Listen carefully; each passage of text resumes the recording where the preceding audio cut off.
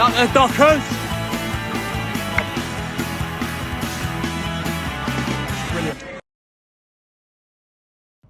Good afternoon, good morning, good evening, dear viewer or dear listener, depending on what network or channel you're viewing this on. So I am with the contract extension signing, Adam Woodward, who has decided to stay with Erith Town for another few years for the foreseeable future. Adam, how does it feel about signing the contract and getting your future nailed down? Yeah, do you know what? It's been a bit of a whirlwind since we won on Monday. I'll be honest, I wasn't too sure what the plans would be next season. See, it's been a tough one this year, and yeah, the win Monday. I think we need to. I wanted to make sure, and the club wanted to make sure that we could go into next season on a positive and be stable. So yeah, happy to extend for another 2 years, which is good. So it's about planning and getting ready now for the new season. Yeah, you've been here for a number of years now. A little bit far apart furniture in a nice way.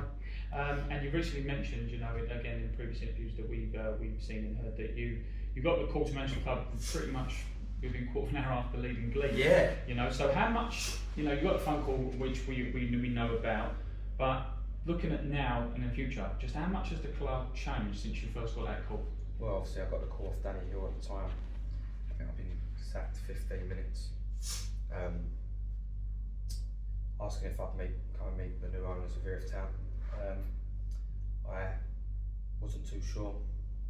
My assistant Timmy at the time and Longy wasn't too sure, but went to meet Mark at his house, and I'll be honest, he sold me a good dream, told me what he wanted us to do, and I asked for some stuff to be given to us. It was delivered, and Mark delivered the first thing I asked him, and he delivered it straight away. So yeah, I was happy to take the job then. And to be honest, first pre-season game we played Margate 11. We got realised this, we turned up to Erith and the pitch wasn't cut, and Mark cut the pitch himself with a hammer. First meeting we had down the ground, we had 2 footballs. So we turned up with no footballs and no kit. So I thought it'd be a big job, and to get where we are now in 6 years, I think only 4 full seasons is a credit to the club and people behind the scenes. Yeah, so there's no secret you've been promoted to the 4th tier. You've said you want to be managing the 4th tier. Did this make the decision for your extension even easier? Yeah, and it did, to be honest. And obviously I had discussions at home, and she wanted me to carry on, and yeah, it just feels right.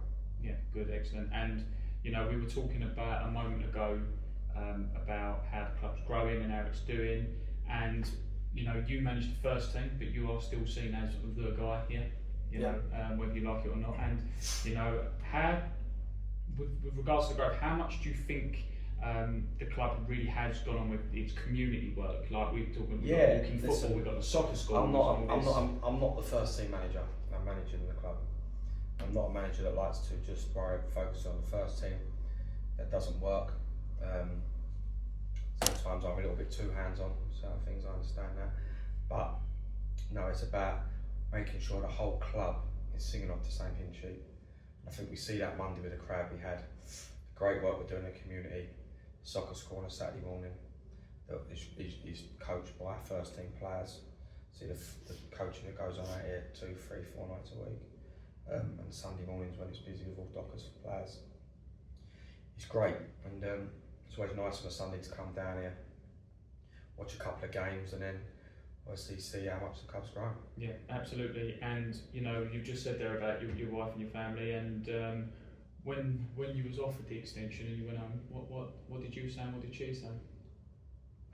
Yeah, no, listen, she was here Monday. She was over the moon that we won. I pre-warned her that certain things might happen, and listen, she's so supportive. So she said, "Yeah, you've got to go for it. You've worked so hard to get up with the team. You need to go for it."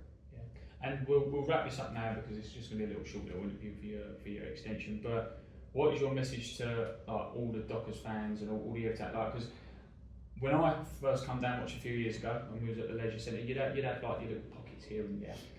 But I said this the other day to someone that there is a real community here. There's a real fan base now. You know, like you mentioned it in an interview. I think it was against Glebe a few months ago.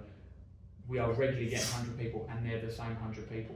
There is a real fan base in that, and it will only get bigger. Listen, there's not. I don't make any secrets. It's the fact we got over the line in the cup final late, both times. Got over the line the other night at Glebe. Got over the line Monday. Late goals, and that is the fans here. It's the fans willing us on. If you watch the other day when there was chances going, the fans were trying to get the boys going. I think it helps massively. And yeah, it's a good fan base now. We've got a good fan base. It's good. So we've just got to keep people coming. And look, next season's not going to be easy. It's going to be tough. We've put a plan together as a club. And look, I'm not going to hide no secrets. I'm not going to go out and win every game of football.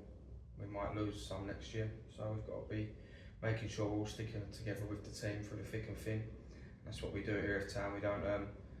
In times of season, fans could have thrown a towel in. Corinthians at home when we lost 4-3, and other games where we were poor. But no, fans are here through thick and thin. Monday, here sorting the pitch out, some people, some fans. Same, that's happened 2 or 3 times this year. And like I said, we're so thankful, and I'm so thankful for everyone.